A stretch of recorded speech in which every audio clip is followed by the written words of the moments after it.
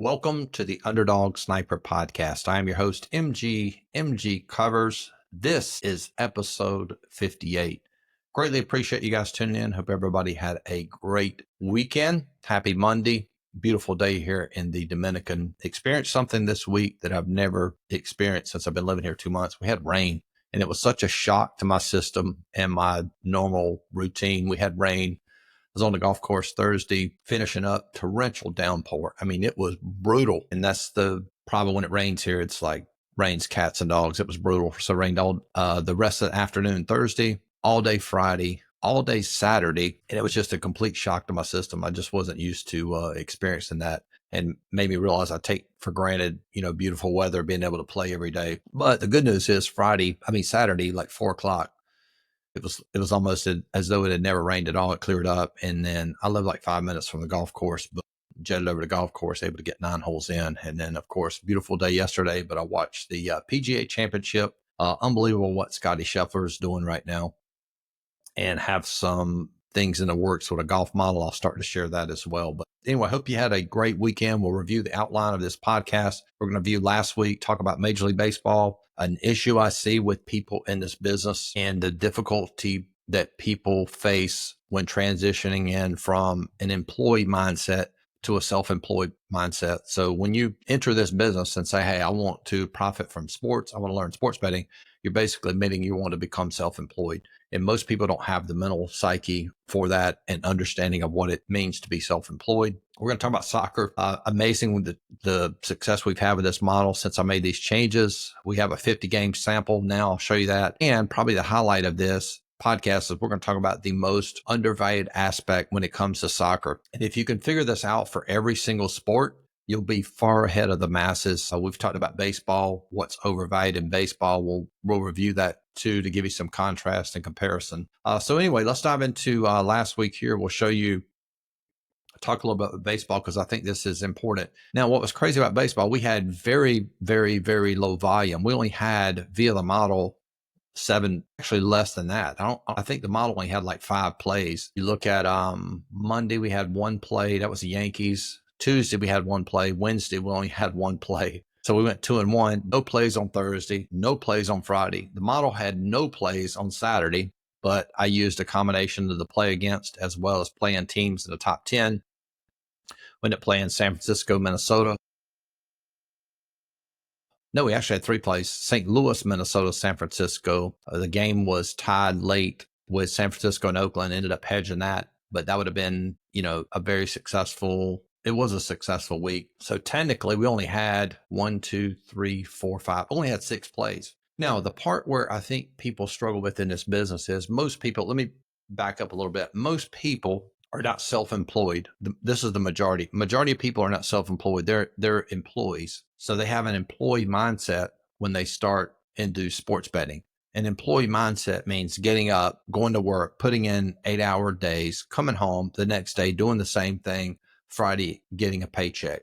You cannot have that same mentality when you enter sports betting because it's not like that. Being self-employed, and that's what you're doing, it's a completely different grind. It's like a client asked me this week, hey, is that normal not to have plays? Yes. I mean, it's very normal.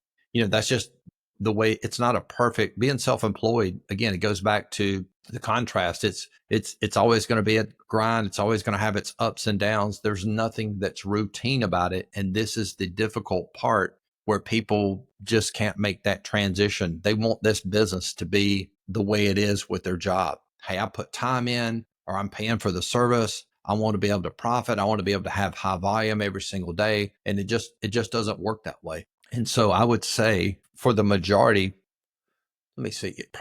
No, here's what I've always said. And I still believe this. Probably half of the people that are involved in this industry, whether it's at a professional level, a rec level, should not be in this industry. And I know that that might hurt my business to some degree. And I've always accepted that, meaning like I've always preached the truth in this business, told people the unadulterated truth, whether they want to hear it or recognize it or understand it or not. And there's people that fabricate, make this business something that it's not, but it's a very difficult business. And most people mentally can't make that transition transition into accepting the things that it's going to be, meaning there's going to be weeks, there's going to be days, you're going to have losing days, you're going to have losing months. If you're smart, or in my case, if you're sharp, you will profit long term, but it's just not going to be the same every single day. Meaning there's going to be weeks where we have low volume. We went, several days without that. But again, the real focus of this and what we really should be focused on, the fact that it was a very profitable week. You can look at that closing line value, how sharp this model's been. Man, we had closing line value on every single play. And if you knew closing line value means when we played it, the line increased or moved in our direction after we placed that wager. 2.1, 0.9, 0.5, 0.9, 1.3 there with the Yankees, and lost that one in extra innings. So we could easily almost had a perfect week. And then the one from Monday night, 1.5% closing line value. So the model has done really well. I do believe the market has sort of shifted, meaning like it feels different than it was like 2 years ago when I had this model and it was extremely profitable. In fact, we played top 10 teams that were dogs. And if we did that now, I mean, we would have no volume. So the market's starting to catch up with, quote, the good teams to play.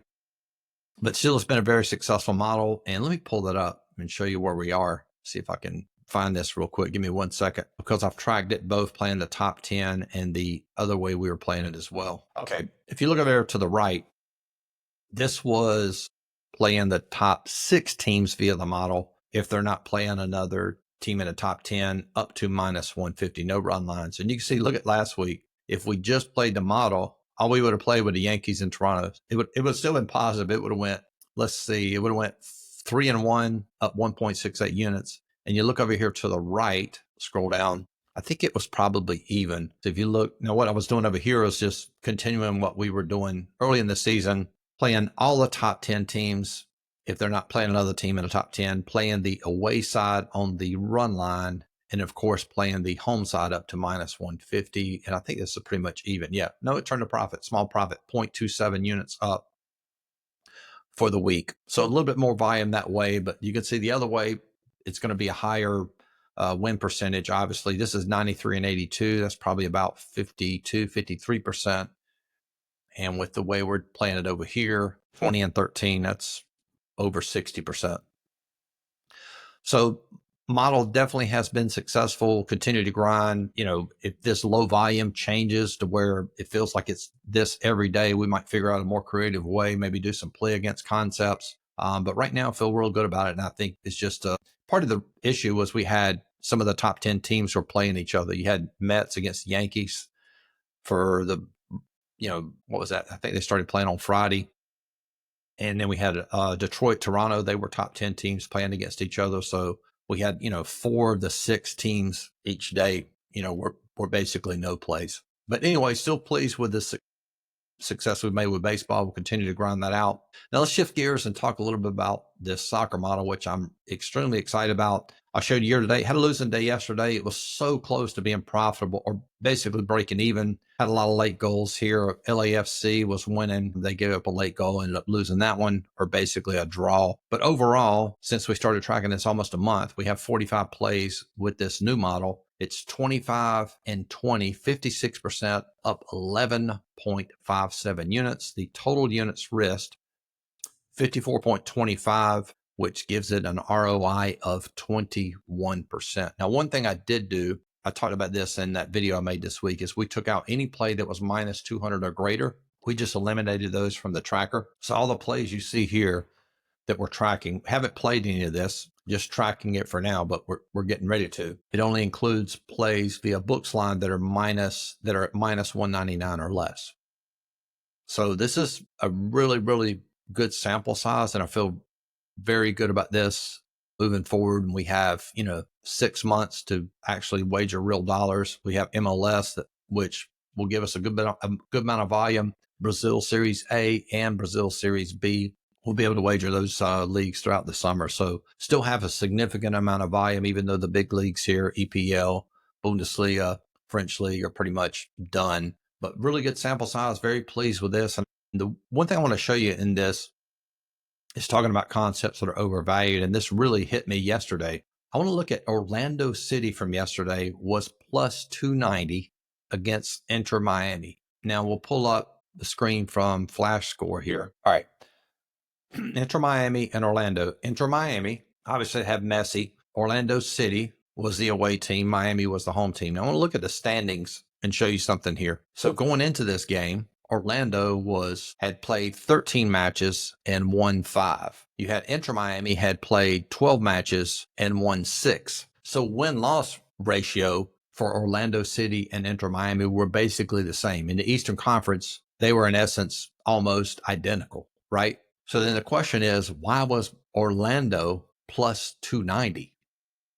And I'm going to tell you why. It's because they were the away side. And I'll go ahead and give this to you now. What is extremely overvalued in soccer is the home side. I've talked about this before. The home side wins more than the draw side, more than the away side. Depending on the league, anywhere from 40% all the way up to, sometimes in the past, MLS has been close to 50%, Brazil Series A and B, or on the upside of 40%. Sometimes it's like 47%. And the books have caught on to this, and the general public knows this. So therefore, the side that's overvalued in soccer is going to be the home side. The side that's undervalued is the away side. So if you have two teams, and this will give you an idea of how books set lines. So you have two teams that are identical. More times than not, the line will be shaded to favor the home side. And I think a lot of that has to deal with public perceived value with Miami, meaning like in a normal setting where two teams were even, it might not be as extreme as that line was with Orlando being 290. But if you go back and look at the game itself, I mean, look at Orlando City. I mean, look at their last 10. They hadn't lost a game in the last 10 and getting plus 290. So just understanding some very basics, if I told you, hey, in soccer, you can play this team, you can get them for plus 290. They haven't lost a game in the last 10. Is that a good wager? Just based on that, not giving you the opponent, not giving you anything else. Or if I said, hey, they're away, but they haven't lost a match in their last 10 matches, they're away, but you can get them for plus 290. And I'm not going to tell you which team it is. Would that be a good play? The answer to that question is yes. So the overvalued side is the home side. And part of the problem I think I had in the past, if you remember this one tracker, if you back up the last model, I was playing only home teams. And after about 50 matches, it was basically even. So a lot of that had to do with the fact that if you don't include away teams, you're going to miss a lot of that value and make it very difficult. So anytime you play a home side, more than likely you're playing a slightly overvalued side to some degree. And making that correlation to Major League Baseball, we talked about this before, the side that's overvalued is going to be what's overvalued in baseball is starting pitching, always overvalued. If there's a projected pitcher for the day and he's a scratch late in the afternoon, that line's going to move because the starting pitching is overvalued extremely. And what's the problem with that? Well, the problem with that is there's 3 parts to baseball. There's starting pitching, there's relief pitching, and there's hitting. So if the line is based on just 1/3 of what actually happens in a game, that I'm not saying it's insignificant. I'm just saying that it's extremely overvalued because that's what determines the line the majority of time is starting pitching. All right. So super fascinating. Let me show you one other example with soccer to drive this point home. Let's go back and look at Philadelphia. Or let me show you this on the tracker. I think this has a bigger impact on the tracker. Look at Philadelphia from 5/14. On 5/14, we played, the model had Philadelphia as a play. Philadelphia was minus 143. Minus 143 for Philadelphia on 5/14, and they won. You turn around 3 days later, Philadelphia is a play via the model, but look at the line. It's 220. So what happened? So you got Philadelphia at minus 143. And now all of a sudden, now they're plus 220. What happened in 3 days to make the books line have them priced at minus 143 3 days earlier? 3 days later, they're priced at 220. And you already know the answer. Philadelphia was away on 5/17. Atlanta was the home team. Philadelphia was the way side. And look at the standings. Philadelphia, even going into that game, was probably they were 13-9. They 13-8. I'm sorry. They played, let me tell you about it. They played 13 matches, won 8, had tied twice, lost 3. They were playing Atlanta, a mid-level team. But the difference was what? They were away. And look at those odds, plus 250. So the away side is a very undervalued side in a way where you can find a ton of value. So if you're looking at soccer and just sort of give you a poor man's way to handicap this. If you see two teams that are basically even, maybe that's via form or however you handicap, more than likely the side that will be overvalued is going to be that home side. The side that's going to be undervalued is going to be the away side. So sort of a poor man's way to play soccer would simply be play good teams that are away, because they're going to be extremely undervalued. Now, granted, they're going to win at a lower percentage than they would be at home, but because you're getting significantly more value because you're playing the quote undervalued side, you'll pick up a lot more profit. And looking at this model, I'd love to, I might even do this today, go back and check and see if how many of these away matches we played were away teams. You got Cincinnati there at plus 163. Lost Vancouver at plus 138. I was trying to see if we saw some here that were close. But anyway, Wayside, very, very, very undervalued. So that's a wrap for this week's podcast. Greatly appreciate you guys tuning in. Talk to you guys throughout the week. Like, subscribe to the channel. Talk to y'all soon. Peace.